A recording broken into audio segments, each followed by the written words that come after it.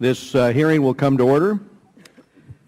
Today, the committee will discuss the interim nuclear agreement which the United States and 5 other nations have reached with Iran last month. And we welcome our Secretary of State, the Honorable John Kerry, to address the questions of the committee members here regarding the administration's plan. And Mr. Secretary, we very much appreciate you coming before the committee today. And while we will debate how best to derail Iran's nuclear weapons program, I know that you and all of us appreciate that it poses a threat to our national security here in the United States. Congress has played a key role in U.S. policy towards Iran, mainly by driving sanctions against the regime. And I'll remind the members of this committee that the legislation which we passed here passed out unanimously. Legislation that the Royce-Engel bill, which passed the House of Representatives last summer, passed by a vote of 400 to 20. So we look forward to a constructive discussion today. These are high-stake issues, but I am confident that the spirit of bipartisanship will prevail, as it typically does on this committee, and we welcome our Secretary of State here today. The key issue is whether a final agreement would allow Iran to manufacture nuclear fuel. Unfortunately, the interim agreement raises some questions about this. My concern is that we may have bargained away our fundamental position, which is enshrined in 6 UN Security Council resolutions. And that fundamental agreement is that Iran should not be enriching and reprocessing. And we may bargain that away for a false confidence that we can effectively block Iran's misuse of these key nuclear bomb-making technologies. Just within the last few days, Iran has announced plans to press on and improve its centrifuge technology in order to enrich uranium.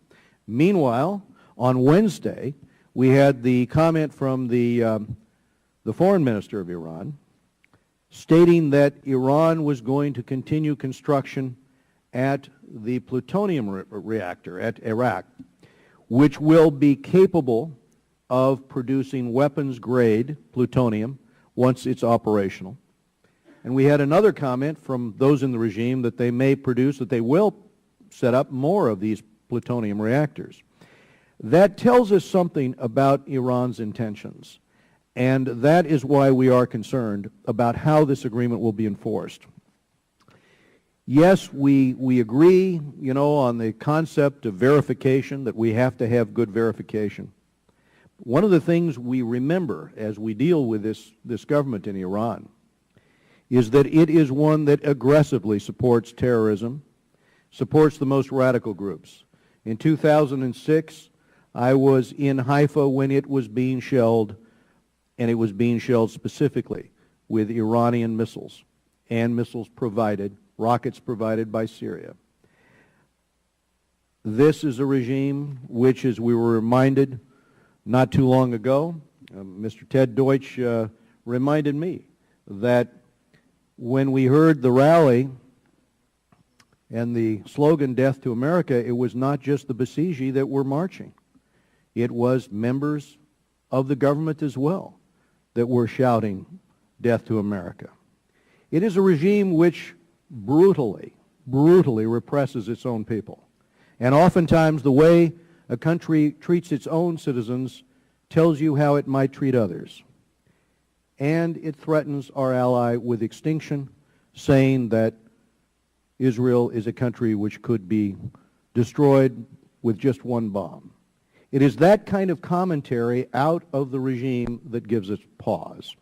And it has, and this is the important point to many of us, it has a history of deceiving the international community about its nuclear program. The director of the IAEA raised that concern with me. It has that history, and it's pursuing a ballistic missile program in violation of UN Security Council resolutions as well. So Iran is not just another country. It simply can't be trusted with enrichment technology because verification efforts can never be foolproof with respect to their ability to get undetectable nuclear breakout. That's one of the concerns we have. An agreement in which Iran purchases and returns spent nuclear fuel for energy generation is one thing. That's something that we were willing to get an agreement on. But allowing enrichment, I feel, is too high, going beyond the lines of realistic international control. There's been a lot of talk about whether Iran has the right to enrich technology. This committee has held several hearings on the Non-Proliferation Treaty over the years. It is clear that Iran has no such right under that treaty. And while I've heard the administration say that Iran has no right, it's a moot point if an agreement permits enrichment, giving Iran a de facto right. The proposed sanctions relief is another concern. The sanctions pressure that drove Iran to the negotiating table took years to build. While the interim agreement relief is limited, governments throughout the world will not be easily convinced to reverse course and ratchet up sanctions pressure if Iran is only buying time with this agreement. Moreover, companies have stayed away from Iran as much due to the atmosphere of international isolation as to the letter of U.S. sanctions law. I am concerned that that may now be lost, because foreign-based oil companies have jumped to start discussions with Iran. This is the headline from Wall Street Journal: Iran deal opens door for businesses. We've got to counter that impression. Lastly, a point I want to make is that sanctions have worked elsewhere. International sanctions pressure brought down the immoral apartheid regime in South Africa.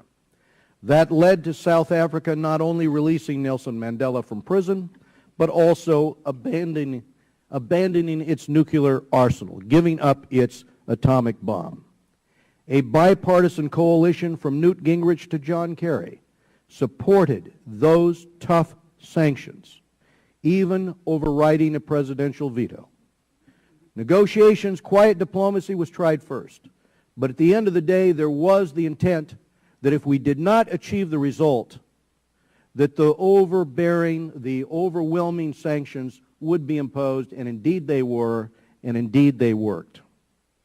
We are facing an immoral and very dangerous regime in Iran, one nearing a nuclear weapon. I am hard-pressed to understand why we'd be letting up sanctions pressure at the very time its economy is on the ropes without getting an agreement which stops its centrifuges from spinning. I think all of us expected that the sanctions would be used to get an agreement that stopped the centrifuge program, to stop those from spinning, and that is my basic concern here. I now turn to Ranking Member Engel for his opening statement. Thank you, Mr. Chairman. Secretary Kerry, thank you for appearing before the committee today and for your tireless efforts to enhance the security and prosperity of the United States. Thank you, Chairman Royce, for calling this hearing on an issue that's obviously of paramount importance to American national security. Upon taking office nearly 5 years ago, President Obama inherited an almost non-existent strategy to deal with the looming threat of Iran obtaining a nuclear weapons capability. The President initially focused on the diplomatic track, but the limitations of that one-dimensional approach soon became apparent when Iran walked away from the P5+1 negotiations in October of 2009. After that, the administration shifted to a two-track strategy which coupled engagement with increasing economic pressure through sanctions while making it clear that all options remain on the table.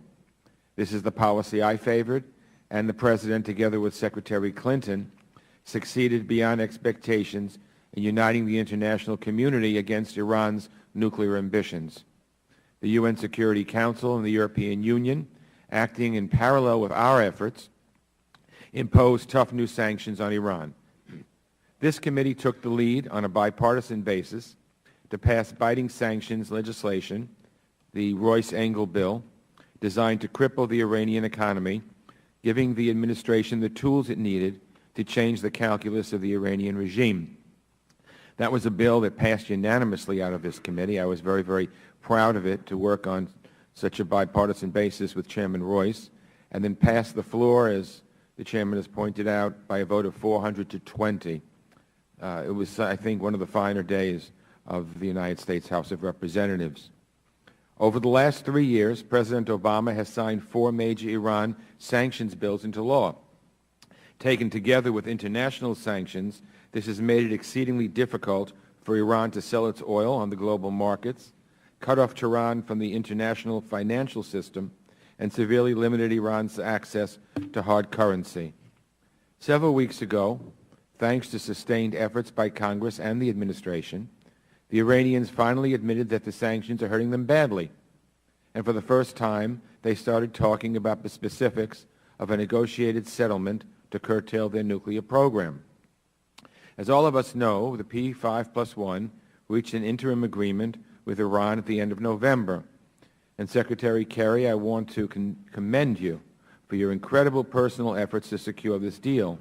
It makes me tired just watching all of your travel back and forth across the Atlantic and around the world. But having said that, I want to make it clear that I have some serious reservations about the agreement. First and foremost, it seems to me at a minimum, it should have required Iran to suspend uranium enrichment as demanded by 6 separate UN Security Council resolutions. I don't think it's asking too much of Iran to say that at least while we're talking, you stop enriching. For the 6-month period while we're talking, Iran, in my estimation, should not, again, going counter to 6 separate UN Security Council resolutions. It makes me wonder how serious they are and how sincere they are in terms of really wanting to negotiate in good faith. Mr. Secretary, you and other administration officials have sought to make the case that the interim agreement will place significant restraints on the Iranian nuclear program and not allow it to advance while we negotiate a long-term settlement to eliminate the threat of an Iranian nuclear weapons capability once and for all. You've also said that the sanctions relief we are providing is very limited and reversible. I hope you're right, and I'm sure you'll agree with me that the interim agreement must be fully implemented and completely verified. I can assure you that Congress will act immediately to ratchet up the pressure at the first sign of cheating or backtracking by Iran. Mr. Secretary, I hope you can confirm for the committee today that the administration will continue to enforce all sanctions that remain in place during the implementation of the interim agreement, and that you will not hesitate to designate additional entities for sanctions over the next 6 months as circumstances warrant. In addition, I hope you will send a clear message to businesses all over the world that now is not the time to make plans to re-enter Iran. And again, the Chairman showed that headline in the Wall Street Journal. In order for me to support a comprehensive agreement, restraints must be put in place to assure us that Iran cannot continue down the path of a nuclear weapon.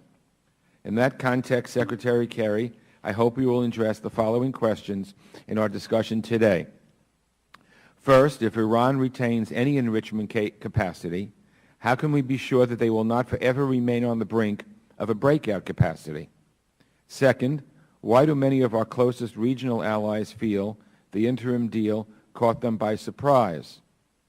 And what are you doing to make certain that they are included as negotiations continue on a final deal?